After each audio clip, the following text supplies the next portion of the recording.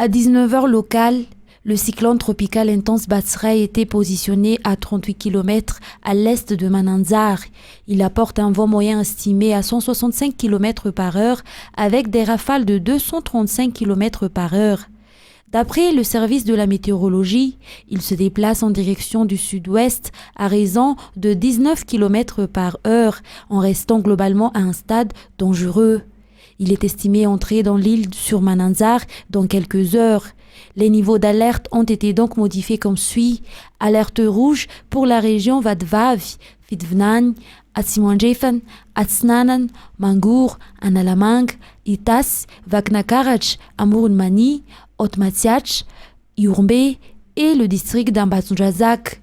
Niveau d'alerte jaune, zone menacée pour la région Bongulav, Menabe, Atsimanjefen, Anous, Anjoy et le district d'Ansalouv également. Des inondations généralisées sont à craindre suite au cumul pluviométrique excessif, surtout sur l'est, le sud-est et les hautes terres centrales, selon toujours les explications du service de la météorologie. Les populations sont donc priées de suivre régulièrement l'évolution de ce système et de suivre ainsi attentivement les consignes des autorités.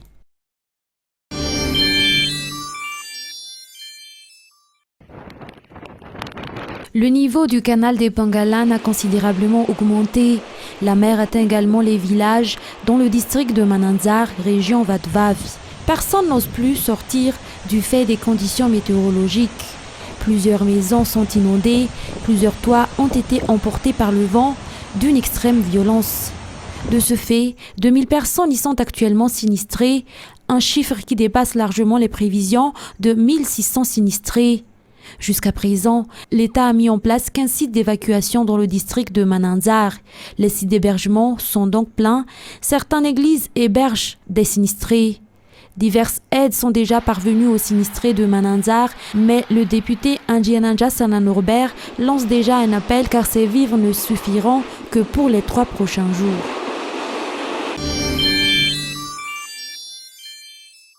Même si la région Analamang a été placée sous alerte rouge, les transports en commun, notamment les bus, ont tout de même continué à exercer leur activité ce jour. Ces derniers affirment être informés de la situation, mais travaillent pour ceux qui sont dans l'obligation de prendre le bus.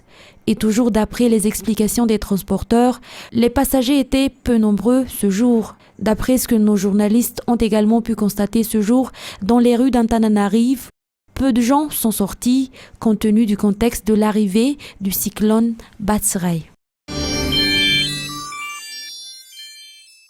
Le marché d'Anousibé était également ouvert ce jour. Les marchands, ayant constaté les conditions météorologiques de ce matin, notamment le soleil et l'absence de précipitations, ont donc décidé d'ouvrir leur échoppe. Mais les clients se sont fait rares comparé à la situation d'il y a 2 jours durant laquelle c'était l'affluence car tout le monde s'est précipité pour faire des provisions, toujours d'après les explications des marchands d'Anousibé interviewés par nos journalistes. Ce jour, seuls les habitants des alentours d'Anousibé y ont fait leur marché.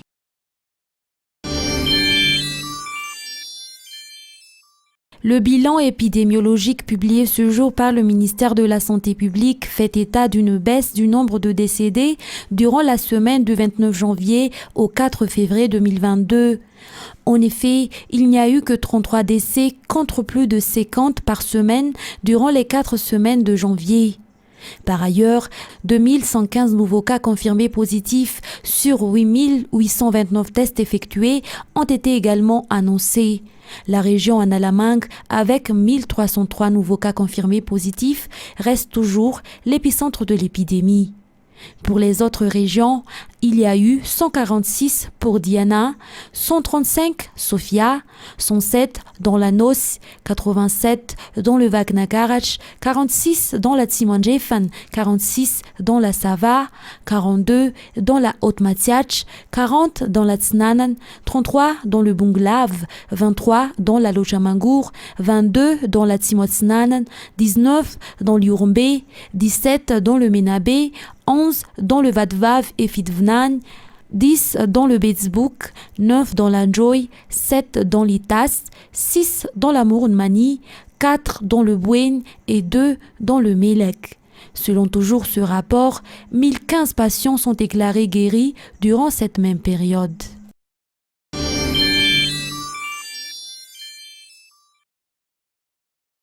Cela fait maintenant plusieurs semaines que le dépotoir de la commune d'Ambumangakil a été déplacé près du stade Ikanzavarach. Une nouvelle qui choque les habitants aux alentours et qu'ils jugent aussi irrespectueux envers la population, d'après leurs explications. Le dépotoir se trouve également être dans une propriété privée. De son côté, le maire a tenu à expliquer que cela constitue une solution d'urgence de la commune, étant donné que les camions-bennes de la commune d'Ambumangakil n'arrivent pas à accéder au dépotoir d'Andjalanch. Les déchets dans la commune sont assez de plus en plus. La fréquence des précipitations a endommagé la route menant vers le dépotoir d'Andjalanch et a donc rendu l'accès difficile. Les camions-bennes de la commune mettent environ 4 heures pour y sortir. Afin d'éviter que les ordures s'entassent sur ces dépotoirs d'urgence, les déchets vont directement être transformés en engrais, toujours d'après les explications du maire de la commune d'Ambumangakil.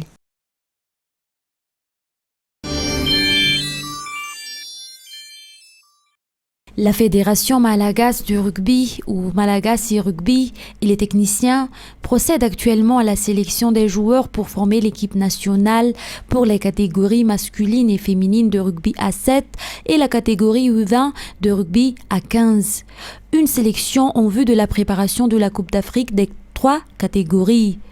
Une fois la sélection effectuée, les techniciens procéderont au regroupement.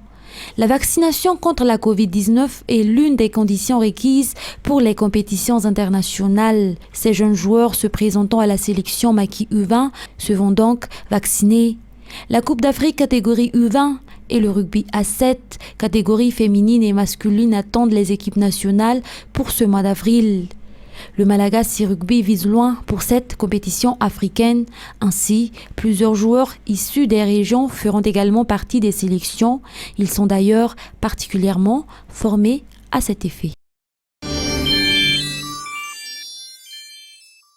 On va donner beaucoup d'ambiance, on va pousser les lions, on va galvaniser les lions pour vraiment gagner.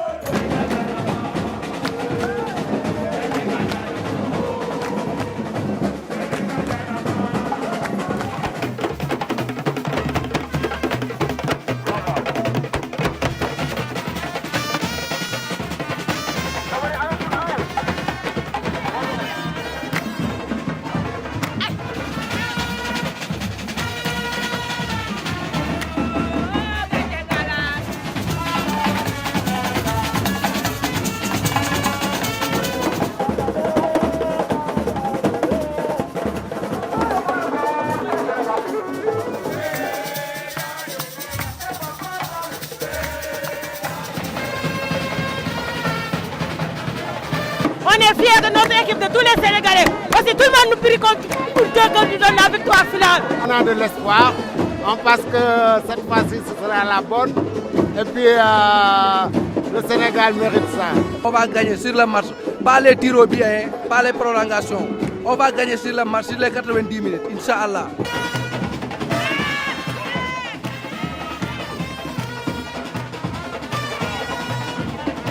On souhaite que tous les Camerounais viennent supporter l'équipe nationale du Sénégal pour les pousser à la victoire, pour qu'on gagne pour la première fois le sacre qu'on court depuis tant d'années.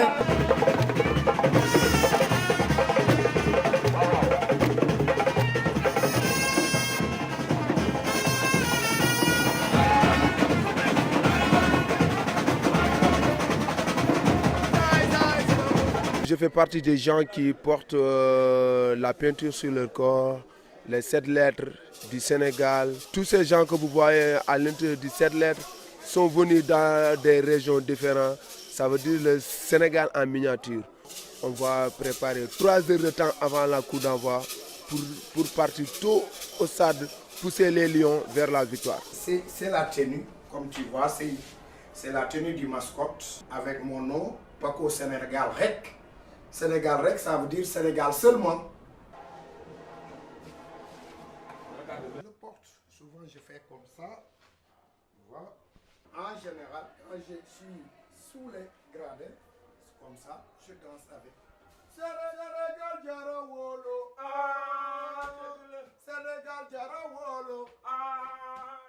Son souhait, c'était de gagner la Coupe d'Afrique. Et vraiment, là, notre mission aussi, c'est vraiment gagner la CAN et l'amener le trophée jusqu'à là où il se repose. Oh, oh, oh, oh, pour Yalla Nyogi Laïnyan, Sénégal, Dieu d'Amblé, Sénégal, fondamentalement, carrément, exactement, légalement, honorablement,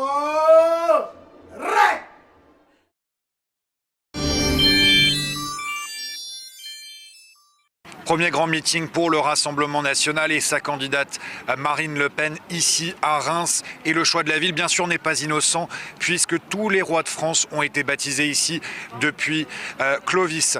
Cet après-midi, il y aura notamment une opération dite des 5000 marchés. Des dizaines de bus à l'effigie du Rassemblement national et de Marine Le Pen vont partir sillonner la France durant toute la campagne. Ils iront sur des marchés et Marine Le Pen les rejoindront 2 fois par semaine pour se rapprocher bien sûr des électeurs, montrer qu'elle est au plus près des préoccupations de ses électeurs. Vous pouvez voir derrière moi, les militants du Rassemblement national arrivent en nombre. On attend ici environ 4000 militants et notamment pour le grand discours de clôture de la candidate du Rassemblement national, Marine Le Pen, qui va s'exprimer et qui va un peu expliquer, donner des éléments sur son programme anti-immigration et aussi sa vision pour la France. Marine Le Pen qui va attaquer Emmanuel Macron, le président français, durant la première partie de son discours, expliquer en quoi lui et sa politique sont en train de détruire la France et son identité. Centimètre après centimètre, les sauveteurs tentent de s'approcher du petit Ryan. Le garçon jouait autour de sa maison quand il est tombé dans ce puits. Blessé, il est bloqué à 32 mètres de profondeur depuis mardi soir. Les secouristes poursuivent leurs efforts.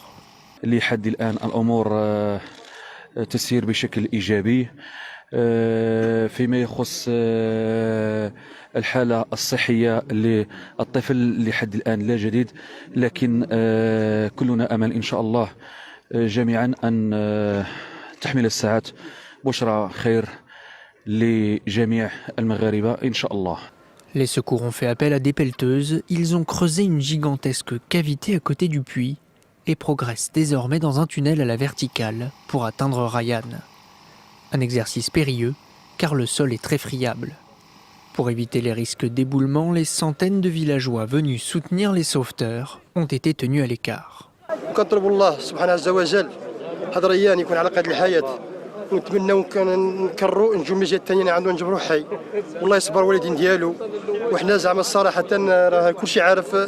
قلب الانسان كيتغطى. الله يفكوا على خير. حنايا راه الدري هذا حنا عندنا ولادنا قدو لا ملي طاح الدري هذا راك بحال طاحنا ولدنا. رايه السرايا الله يرحم الوالدين. نطلب من عبد الله يفكوا على خير. Un hélicoptère médicalisé est sur place, prêt à transporter Ryan vers l'hôpital le plus proche.